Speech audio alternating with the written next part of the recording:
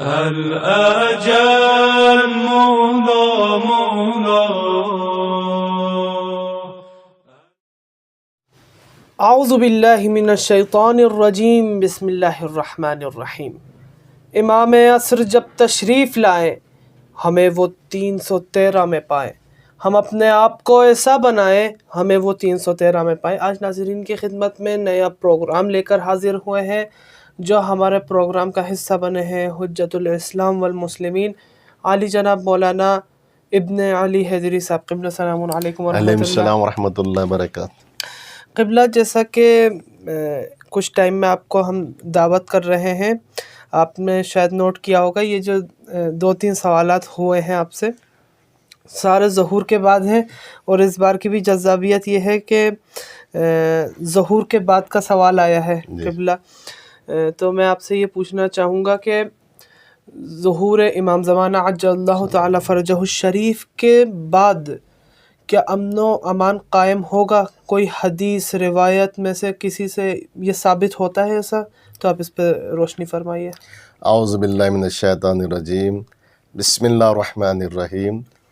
معتبر روایات کے اعتبار سے اور تاریخ کے لحاظ سے یہ بات مسلم ہے کہ جب امام کا ظہور ہوگا، جب سرکار ظہور فرمائیں گے تو دنیا میں امن و امان قائم ہوگا. صحیح. اچھا، وہ جو حدیث مشہور ہے کہ جب امام کا ظہور ہوگا تو زمین عدل و انصاف سے بھر جائے گی، ٹھیک ہے، جیسے وہ ظلم و جور سے بھری ہوگی. تو اس کا مطلب یہ کہ امام کے ظہور کی برکت سے ظلم ختم ہو جائے گا. جب ظلم ختم ہوگا خود بخود جو ہے عدل و انصاف جب قائم ہوگا تو امن و امان رہے گا. جی، کیونکہ جب ظلم ہوتا ہے تو معاشرے میں امن ختم ہو جاتا ہے، اور جب ظلم کا خاتمہ ہو جائے گا تو پھر امن و امان خود بخود قائم ہو جائے گا، ٹھیک ہے.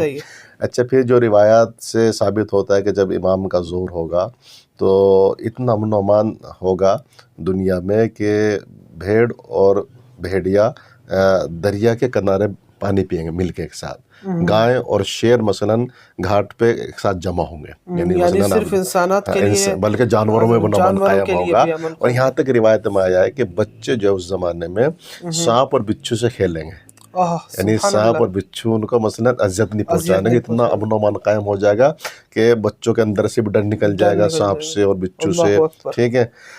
اور یہ بھی روایت میں آیا ہے کہ ایک خاتون شام سے چلے گی مکے کی طرف، اور وہ زیورات سے لدی ہوگی، اور اس کو اس بات کا ڈر نہیں ہو کوئی میرے زیورات کو مثلاً لوٹے گا، چوری کرے گا. یعنی اتنا امن و امان قائم ہوگا. اور یہ بھی مثلاً ایک رات ایک عورت جو ہے عراق سے شام جائے گی اور مثلاً کوئی اس کے اندر خوف اور کوئی ڈر نہیں ہوگا.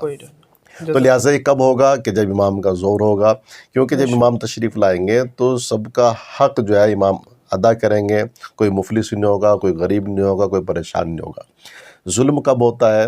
بعض دفعہ یہ چوری یا ظلم و جور کس وجہ سے ہوتا ہے کہ جب آدمی مثلا بعض دفعہ غربت سے پریشان ہے، کسی کا مال لوٹ رہا ہے، لیکن جب اس کو مثلا کھانے پینے کو ملے گا تو کیوں لوٹے گا، کیوں کسی پہ ظلم کرے گا. تو لہٰذا امام کے ظہور کی ایک جو خاصیت ہے وہ یہ کہ دنیا میں امن و امان قائم ہو جائے گا. اور خدا کرے کہ امام کا ظہور جلد سے جلد ہو جائے تاکہ دنیا میں امن و امان قائم ہو جائے. اور یہ فلسطین جس طریقے سے وہاں ظلم و جور ہو رہا ہے اور لوگوں کو اور بچوں کو قتل کیا جا رہا ہے، تو لہٰذا سب کا خاتمہ ہو جائے گا.